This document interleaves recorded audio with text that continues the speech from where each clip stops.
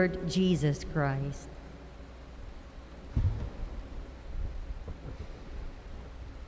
So once again, good afternoon, my dear sisters and brothers.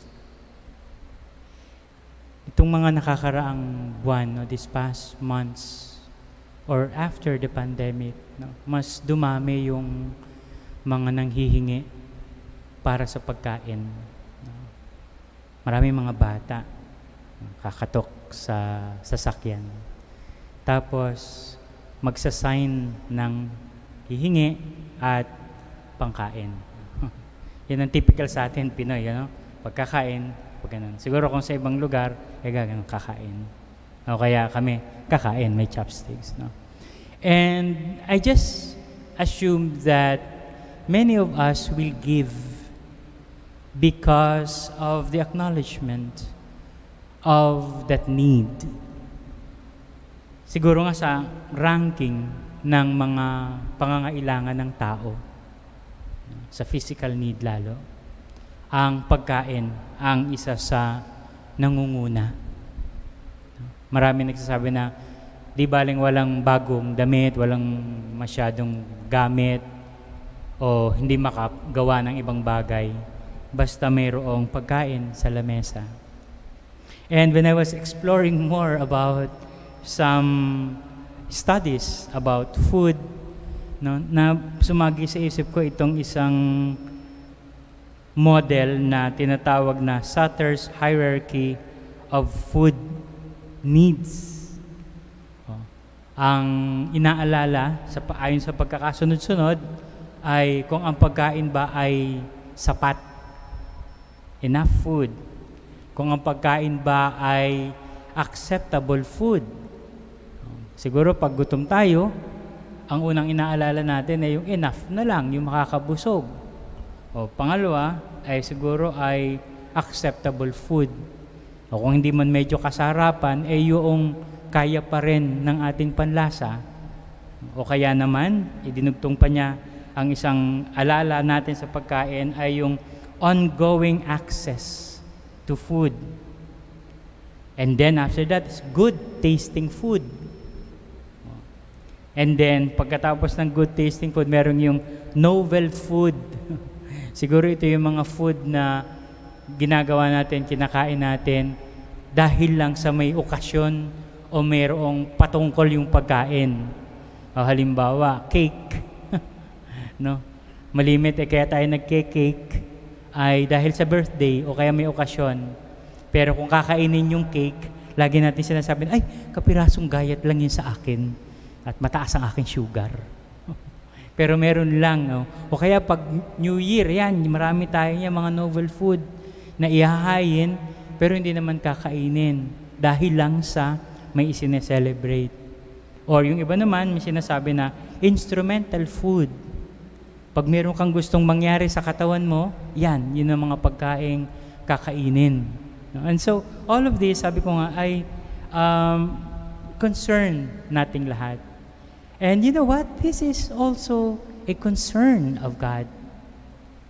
Sa beginning pa lang, in the beginning of time, ito na agad ang binigay ng Panginoon when He created us, human beings. Kaya nga, meron pa nga tayong pagtatalo-talo kung ano ba ang pwedeng kainin, ano ba ang hindi dapat kainin, pwede bang kumain ng may dugo, pwede bang kumain ng may claw, and everything. Kami in the Chinese saying, may kasabihan nga kami na ang four-legged lang na hindi namin kinakain ay lamesa. Kakainin lahat yan. No? And so God provided provisions. So, kahit nung panahon ni Moses in the desert, yung mga readings natin nitong nakakaraang linggo ay tungkol sa Exodus. God provided manna. Kahit hindi nila kilala kung ano yung manna in the desert. And then when God sees that they need meat, He rained quail. Quail meat ang kanyang binigay sa mga tao. And even in the life of the prophets, nung panahon ni Elijah, a widow offered flour and oil and made bread kahit na alam niya na hindi sapat ang supply niya.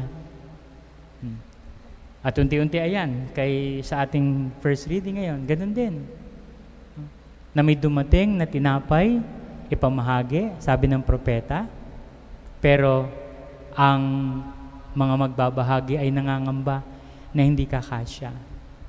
At sa paglalakbay ng ganitong klase ng istorya about food, about God's relationship and human beings, about God's provision, dumako tayo kay Jesus.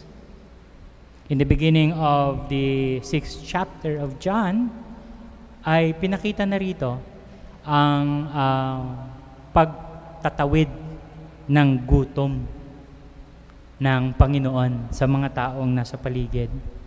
At sa nangyaring ito, dahil sa miracle na ginawa ng ating Panginoon, ay maaari nating matutunan, maaari nating pagnilayan.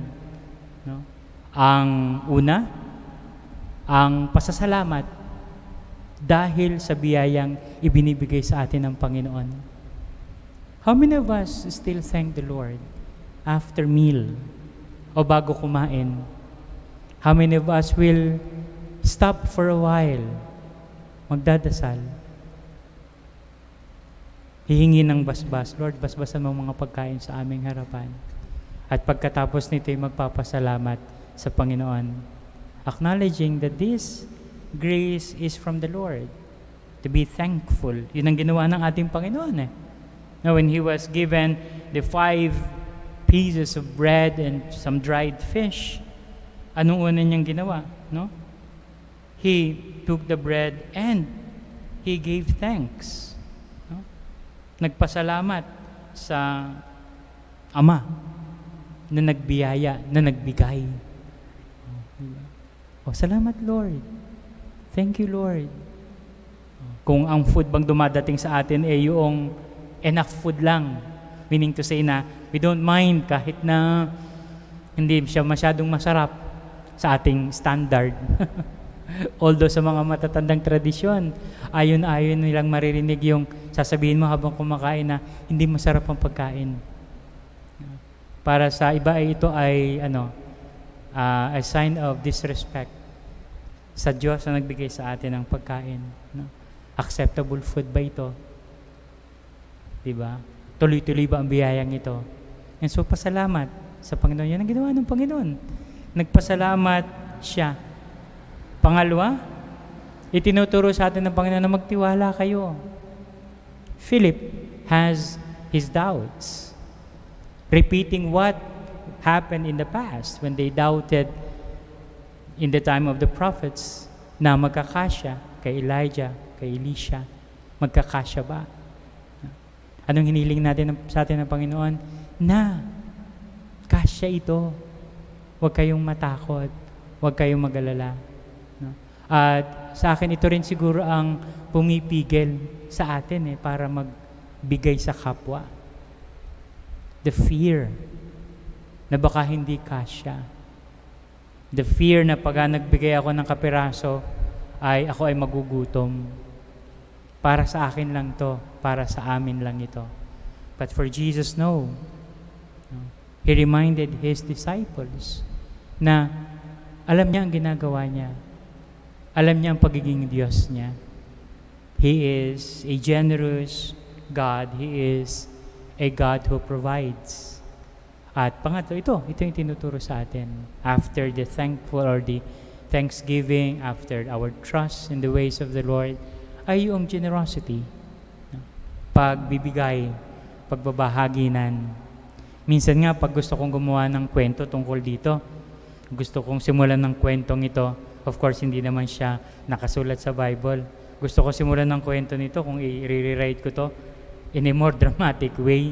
Yung bata na may dala ng 5 tinapay, may uwi-uwing isang basket ng pagkain sa bahay nila, where his parents will be surprised kung bakit siya mayroong ganong kadaming leftover na pagkain, where in fact ay 5 lang yung baon niya. But because of his generosity, nagkaroon ng miracle. His generosity, and of course, the generosity and the kindness of Jesus. Kaya naganap itong miracle na ito. So kaya mga kapatid, habang pinagdiriwang natin ang banal na misa, pinapaalala sa atin, no, na ang Panginoon ay nagtawid ng gutom. But hindi doon titigil yan.